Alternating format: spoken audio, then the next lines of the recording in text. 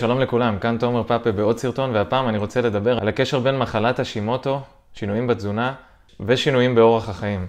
איך הכל מתחבר, ואיך הצלחתי להבין את הקשר הזה טוב יותר, ולמה כל יום אני ממשיך ללמוד על הנושא הזה עוד ועוד. הקשר בין ההתפרצות של מחלת השימוטו אצלי לבין שינויים שעברתי בחיים באותה תקופה נראה לי די ברור בדיעבד, אך באותה תקופה היה לי מאוד קשה להבין מה בדיוק קרה ולמה. שינויים בתזונה שלי, בשינה שלי, ברמות סטרס יומיות ובחשיפה לשמש ועוד חוסרים נוספים שהופיעו כתוצאה מהשינויים האלו, הובילו להתפרצות השימוטו, וכתוצאה מכך בהמשך לתת פעילות בלוטת התריס, שעליה אני ארחיב תכף.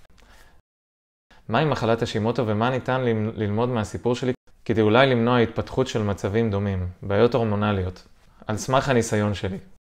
המילה מחלה טיפה מפספסת את הנקודה שזו לא בדיוק מחלה, אלא מדובר בדלקתיות בדרגות חומרה שונות שמתבטאת באזור בלוטת התריס, ספציפית באותה בלוטה. זו לא בדיוק מחלה נראית לעין, ולעיתים היא נקראת גם מחלה בלתי נראית. החומרה של מחלת השימוטו תלויה בקצב ההתפתחות, בזמן שהיא נכחה בגוף, וברמת הדלקתיות, שמתפתחים לאור אותם שינויים דרסטיים באורח החיים שלנו. הגוף מפרש את אותם שינויים כמשבר אותו הוא צריך לפתור, ואיתו הוא חייב להתמודד. מה זה מחלת השימוטו? ולמה בכלל קוראים לזה השימוטו? הקארו השימוטו היה רופא ומדען יפני, שהיה הראשון להבחין אי שם בתחילת המאה הקודמת בגורם משותף אצל כל המטופלות במרפאת הנשים שלו, שעברו ניתוח בבלוטת התריס. אותו גורם, אותו השימוטו גילה, היה המתקפה האוטואימיונית שמתרחשת בבלוטת התריס, אצל כל המטופלים שנעשתה אצלם התערבות בבלוטת התריס. באותה תקופה לא קראו לזה תופעה אוטואימיונית, אך הוא הבין שמדובר בדלקתיות חריפה בבלוטת התריס, ואותה הוא שם למטרה לחקור. חשיבות אותו גילוי של הקארו השימוטו והעובדה שהקארו השימוטו הביא לכך שבכלל התחילו לדון בבעיה בבלוטת התריס שמשותפת לכל אותם אנשים הסובלים מבעיות באותו איבר, הובילו לכך שלאחר מותו המחלה נקראה על שמו, השימוטו's thyroiditis, או בעברית מחלת השימוטו.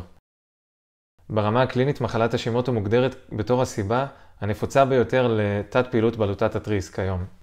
והיא מסמלת את המצב בו בלוטת התריס מותקפת על ידי מערכת החיסון של אותו גוף. כלומר, כמו שאומרים, הגוף תוקף את עצמו. מערכת החיסון מאמינה בטעות שיש גורם עוין שאותו צריך להשמיד בבלוטת התריס. בתור התחלה, על סמך הניסיון שלי, כדאי להבחין את חומרת המתקפה ועד כמה נגרם נזק בלתי הפיך או לא נגרם נזק בלתי הפיך לבלוטת התריס.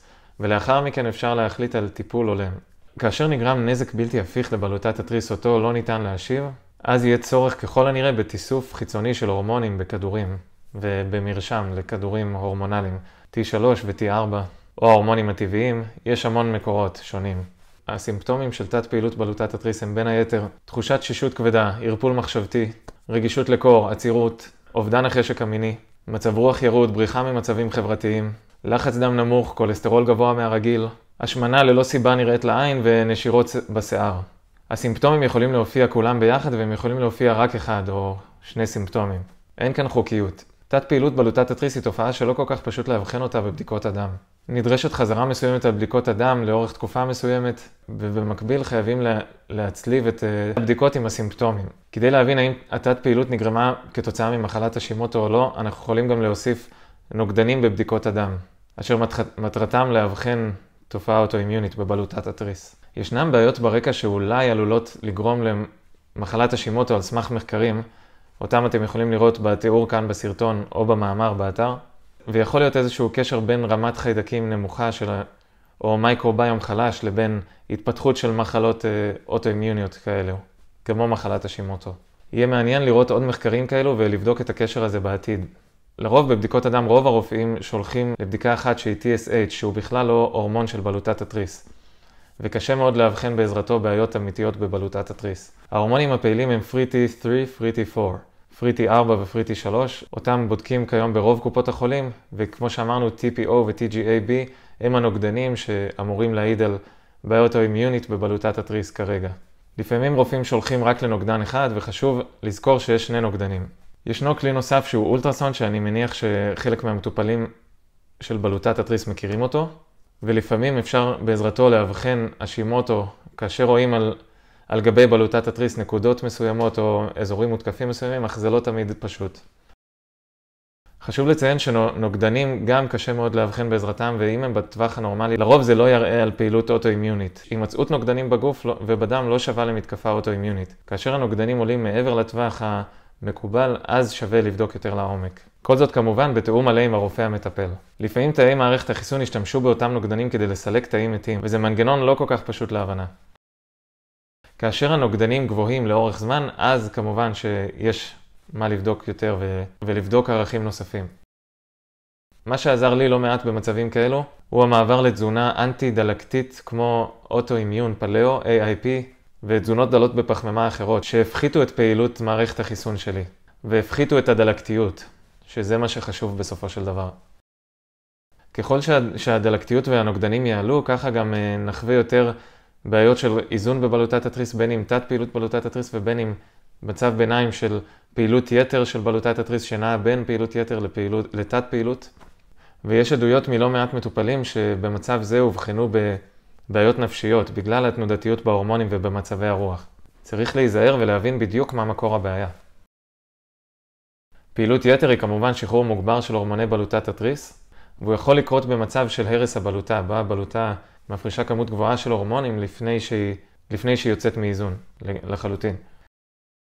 ישנם דרכים טבעיות לאזן את בלוטת התריס אם עדיין לא נגרם נזק בלתי הפיך לבלוטת התריס. אך כאשר נגרם אותו נזק בלתי הפיך ובלוטת התריס כבר לא מסוגלת יותר לייצר הורמונים, אז אנחנו נפנה לתיסוף הורמונים חיצוניים, כי אין חיים בלי הורמוני בלוטת התריס. אנחנו חייבים לקבל אותם, רצוי מבלוטת התריס, אך אם היא כבר לא מתפקדת, אז אנחנו מקבלים אותם בצורה חיצונית. עוד על ההורמונים ועל הסוגים השונים אפשר לקרוא במאמר, כאן בתיאור הסרטון או באתר שלי. מאכלים שאני נמנעתי מהם לתפקוד תקין של בלוטת התריס. אז בראש ובראשונה מה שעזר לי זה כמובן ההימנעות המוחלטת מגלוטן. פרוטוקול מעולה להתמודדות עם תופעות אוטואימיוניות הוא האוטואימיון פלאו, שהיא גישה תזונתית של אלימינציה. אנחנו מתחילים בקבוצת מזון אחת כגון בשר, וכל חודש אנחנו מוסיפים קבוצה נוספת. חודש ראשון אנחנו מוסיפים מוצרי חלב ורואים איך אנחנו מגיבים אליהם. חודש לאחר מכן מעט פירות דלים בפחמימה, ואנחנו רואים כיצד אנחנו מגיבים אליהם. חודש אחר כך אגוזים. וכך אנחנו יכולים באמת לבודד גורמים ולהבין בדיוק מה עושה לנו טוב ומה עושה לנו לא טוב, ביחד עם מעקב בבדיקות הדם ומעקב אחר סימפטומים. דרך מעולה נוספת להתמודדות עם מצבים אוטואימיוניים וכגון השימוטו היא ה-PKD, ויש קבוצה בפייסבוק שנקראת PKD, ואני ממליץ לכם לקרוא יותר על הגישה הזאת. בפוסט ובסרטון שלי הגבלת פחמימות לאיזון הסוכר בדם ולאיזון סוכרת אני מפרט כיצד אני אוכל ומה אני עושה כדי לאזן את הסוכר בדם, מה שגם מאזן את המערכת ההורמונלית אצלי. לינק בתיאור או באתר שלי בבלוג. בעיקרון כאשר אנחנו מאזנים את הסוכר בדם, אנחנו מאזנים את כל שאר ההורמונים בגוף. וכך מערכת החיסון נתונה לפחות שינויים ונשארת יציבה יותר לאורך היום. עוד בעיה נפוצה מאוד בקרב מטופלי השימוטו ותת פעילות בלוטת התריס היא בעיית ספיגה של ברזל ורמות לא תקינות של ברזל בדם. אני מניח שרוב המטופלים מכירים את זה ומכירים את הבעיה שלא תמיד אנחנו יודעים למה נגרם אותו חוסר בברזל. פיריטין גבוה וברזל נמוך מעידים על דלקתיות בגוף. הגוף מעביר את הברזל הזמין למאגרים בצורת פיריטין, וכך הוא מתמודד עם איום שכרגע נמצא בגוף להנחתו, בזה שהוא לא נותן לאותו איום דלק בצורת ברזל, והוא שומר את הדלק במאגרים. זה מנגנון הישרדותי גאוני של הגוף. פיריטין גבוה יכול גם להטעות, כי הוא יכול להעיד על זיהום עבר שהיה לנו בגוף, בגלל שלגוף מאוד קשה להיפטר מהברזל שאגור במאגרים שלו. לפעמים זה תהליך שגם יכול לקחת עשרות שנים, ואני התמודדתי עם התופעה לא מעט. כך או כך מומלץ תמיד לבדוק פאנל מלא של ברזל, וללכת לרופא שמבין היטב את הקשר שבין פיריטין לברזל, לסטורציה של ברזל, לברזל זמין בגוף. לא מעט הורמונים מעורבים כאן, חשוב להבין שמאזן ברזל קשור ישירות במאזן הורמונלי. הגישה הישנה שברזל הוא תוצר ישיר אך ורק של הברזל מהתזונה שלנו, היא לא תמיד נכונה, בייחוד לא עבור אלו שמתמודדים עם חוסרים הורמונליים ובעיות אוטואימיוניות. מה שעוד עזר לי מאוד לאורך המסע שלי בהתמודדות עם בעיות הורמונליות הוא הימנעות מרעלים חיצוניים. רעלים שאנחנו שמים על הגוף, על הפנים, על השיער, נכנסים אלינו למערכת ויכולים לפגוע באיזון ההורמונלי שלנו ובמיקרובאום שלנו, בחיידקי המעי, ולערער אותם. מאז ששיניתי את אורח החיים שלי ואת התזונה שלי, ואת רמת הפעילות שלי, ובעצם את כל החיים שלי. אלו שינויים שעשיתי לאט ולקח לי זמן לעשות אותם, אך באותה הזדמנות גם הפסקתי לחלוטין להשתמש במוצרי קוסמטיקה תעשייתיים. סבון, שמפו, משחת שיניים, דורדורנט, וכל מה שאנחנו שמים על העור שלנו או בפה שלנו, מגיע בסופו של דבר אל הדם, בדרך זו או אחרת ובריכוז כזה או אחר. חלק מהאנשים, ובעיקר מטופלי בלוטת התריס, ראו שהם ממשיכים להרגיש לא טוב, למרות שהם כבר שינו את כל היבט בחיים שלהם, תזונה, שינה, סטרס, ונשאר רק החשיפה לאותם רעלים חיצוניים. בהתחלה נדרש ממני המון ניסוי וטעייה כדי להבין איזה חומר טוב בדיוק לשיער שלי. האם זה שמן זית, חומץ, שמן קוקוס או שמנים טבעיים אחרים, סודה אורגנית לשתייה כמשחת שיניים או כחומר מנקה ומקציף, מה נותן לחות לגוף שלי, איזה שמנים טבעיים טובים לי, איזה שמנים אתריים טובים, וכך כמו בתזונה עם הזמן הוספתי והורדתי חומרים מסוימים וראיתי מה עושה לי הכי טוב.